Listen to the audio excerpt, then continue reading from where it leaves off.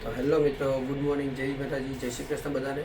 તો અમારા પોર્ચમાં મેં તુલસી માતાના જે કુંડા મૂકેલા છે એમાં તુલસી માતા તમને બતાવું. અને જે તુલસી માતામાં પેલું એના ફૂલ આવે ને એના બી એ કાપી નાખવા પડે. એટલે તુલસી માતા છે ને વહેલા આવલું થઈ જાય.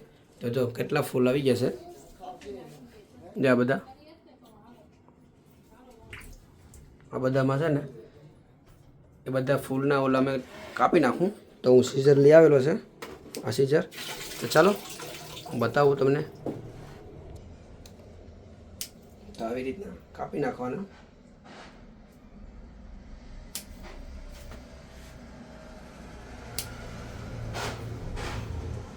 કાપીએ ને તો શું થાય?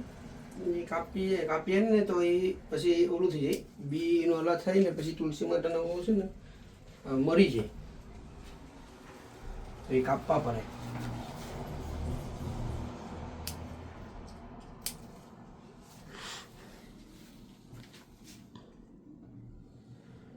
આમાં આવતા નથી.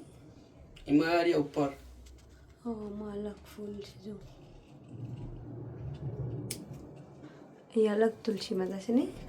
આ છે ને આ રામ તુલસી છે. આ છે આ રામ તુલસી છે. આ શ્યામ તુલસી છે. અને શ્યામ પણ કહેવાય ને કૃષ્ણ પણ કહેવાય. આ છે જાસૂદ. જો અમારું કુંડામાં મેં વાયેલ છે જાસૂદ, કેટલું મસ્ત થયું છે. ને ઓલી કઈ તુલસી છે? આ શ્રીલંકાની તુલસી છે. આ બાંબુ પોચાય છે એમાં. બાંબુ છે, બાંબુ આપણે અલગ બાંસ. તો જો મિત્રો આ છે ટમેટી. એમાં જો ટમેટો આવેલું છે. આ છે ને મારે પોર્ચમાં હતું અને આમાં છે ને આ વડલો છે મૂકેલો મેં ઉગાવેલો. તો હવે એની છે ને તે ધૂળને બદલાવાનો સમય થઈ ગયો છે.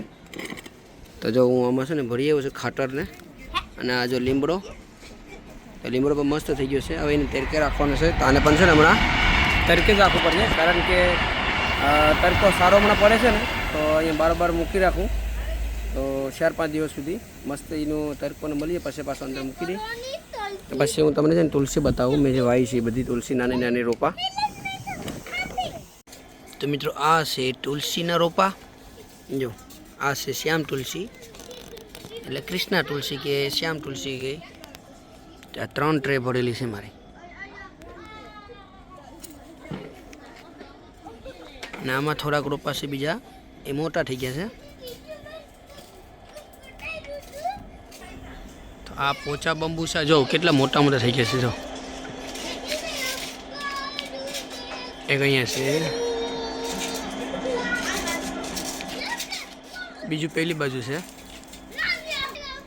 અને મિત્રો જો આ હરિંગવા જો આમાં અંદર લઈ લીધા છે મેં, કારણ કે પવન ને બહુ હતો ને અને બાર વેધર આવે છે ને થોડું ઠંડુ થતું જાય છે, એટલે અમે અંદર લઈ લીધા છે.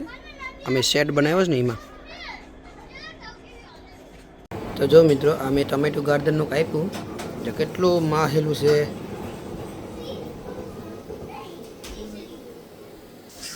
તો જો મિત્રો એમાં બિયા ઓછા નીકળે. જો આખું માહેલું ભરેલું છે. આ એટલામાં જ બીજું છે. આમાંય જો હજુ તો આમાં બધા છે. આ જેને કાપ્યો નથી આ કોબી છે, સોરી દૂધી છે ને, એમાંથી અડધો ટુકડો કાપીને ખાઈ ગયા છે આજે સવારના. તો મિત્રો આ ફ્રેમને કલર કરવા માટે કરીને બારોબાર લઈ આવ્યો છે હું. તો એને બ્લેક કલર કરવાનો છે. તો કલર કરીને પછી તમને બતાવું.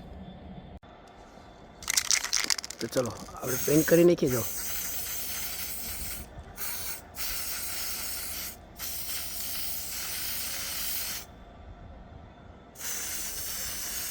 ચાલો હું પેઇન્ટ કરીને પછી તમને બતાવું. તો જો મિત્રો આપણે આ ફ્રેમને બ્લેક કલર કરી નાખ્યો છે. કેટલી મસ્ત દેખાય છે બ્લેક કલરમાં. જો હવે એમાં વ્હાઇટ ફ્રેમ વાળો જો ફોટો ફ્રેમ આવીએ ને તો મસ્ત લાગીએ.